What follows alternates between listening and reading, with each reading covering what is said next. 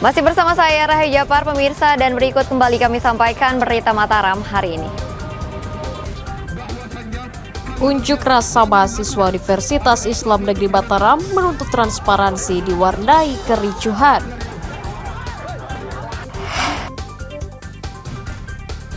Debit air bendungan Pandan Duri terus berkurang, penyaluran air irigasi pertanian dilakukan bertahap.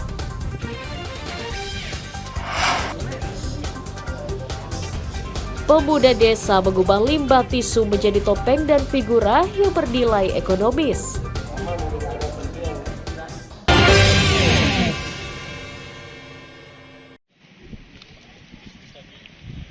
Tiga orang masing-masing RD, SI, dan J diringkus Satgas Penindakan TPPO Polda NTB karena terlibat tindak pidana perdagangan orang. RD merupakan kepala cabang perusahaan pengirim CPMI, sementara SI dan J merupakan perekrut CPMI. Ketiganya ditangkap atas laporan 53 korban yang diduga menjadi korban TPPO karena dijanjikan berangkat ke luar negeri secara non-prosedural. Para korban merasa dirugikan karena telah mengeluarkan uang mulai 10 hingga 40 juta rupiah per orang, namun tak kunjung diberangkatkan ke negara Taiwan. Yang menurut masyarakat awam adalah polisi menghitung kerugian korban mencapai Rp641.500.000 yang ditarik para tersangka dengan alasan untuk biaya keberangkatan dan administrasi penempatan kerja. Kemudian untuk identitas tersangka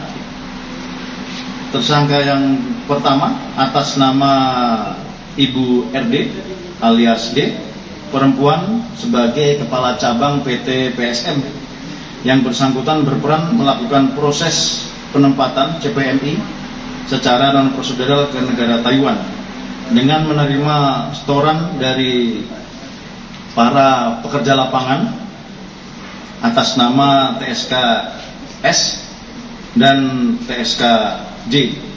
Permasalahan TPPO dengan jumlah kasus yang ditangani 27 kasus yang telah merugikan 196 korban, mengamankan sebanyak 40 tersangka dengan rincian 23 tersangka laki-laki dan 17 tersangka perempuan.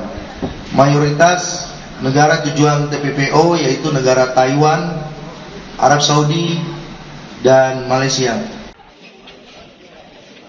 Polisi mengimbau warga yang menjadi korban TPPO tidak takut melapor sebagai bentuk dukungan memberantas tindak pidana perdagangan orang yang banyak terjadi di Nusa Tenggara Barat. Atas ulahnya, ketiga tersangka dijerat pasal 10 dan 11 junto pasal 4 tentang melakukan percobaan atau merencanakan TPPO dengan ancaman hukuman pidana maksimal 15 tahun atau denda Rp600 juta. Awaludin dari Kota Mataram melaporkan.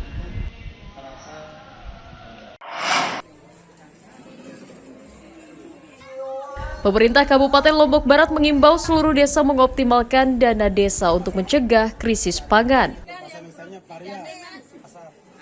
Pemda memperbolehkan penggunaan anggaran dana desa sebesar 20% untuk mengantisipasi kerawanan pangan di musim kemarau.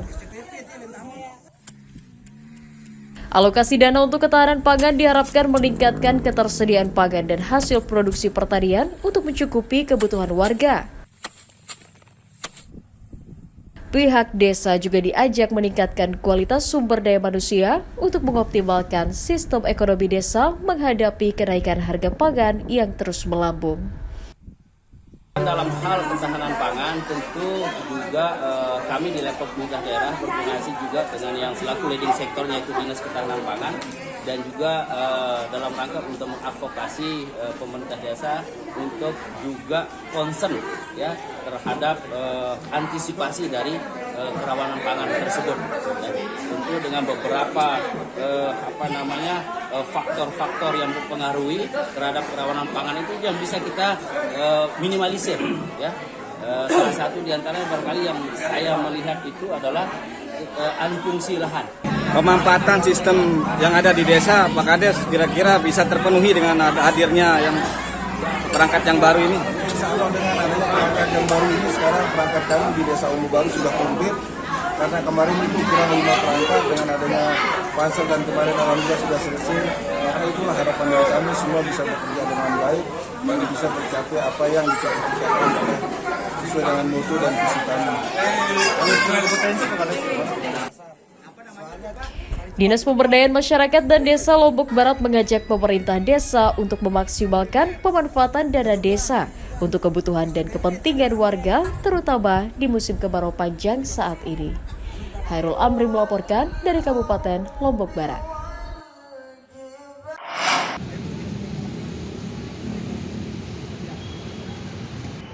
Dinas Lingkungan Hidup Provinsi Nusa Tenggara Barat menyoroti maraknya karangan bunga plastik di halaman kantor gubernur menyambut penggantian pejabat gubernur sementara.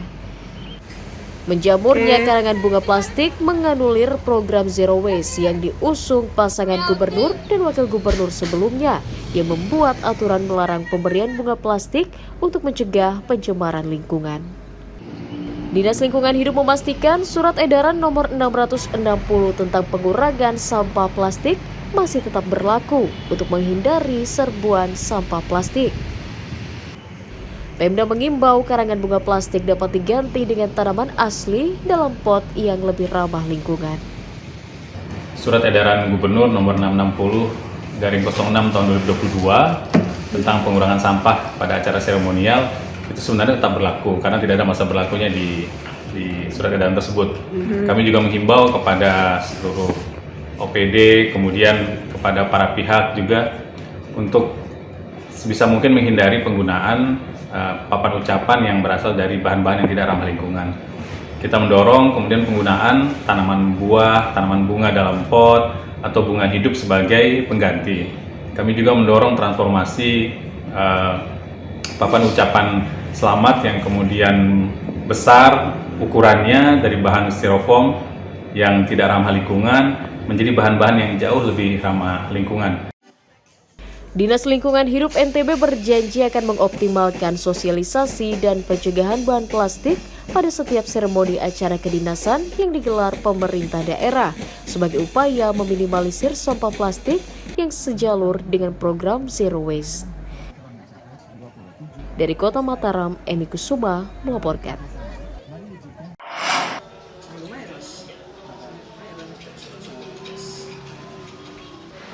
Ragam cara menuangkan kreativitas menjadi bernilai ekonomis. Seorang pemuda bernama Zainuri asal Desa Kalijaga, Kecamatan Aikmal, Kabupaten Lombok Timur, berkreasi mengubah limbah tisu menjadi karya seni seperti topeng dan figura.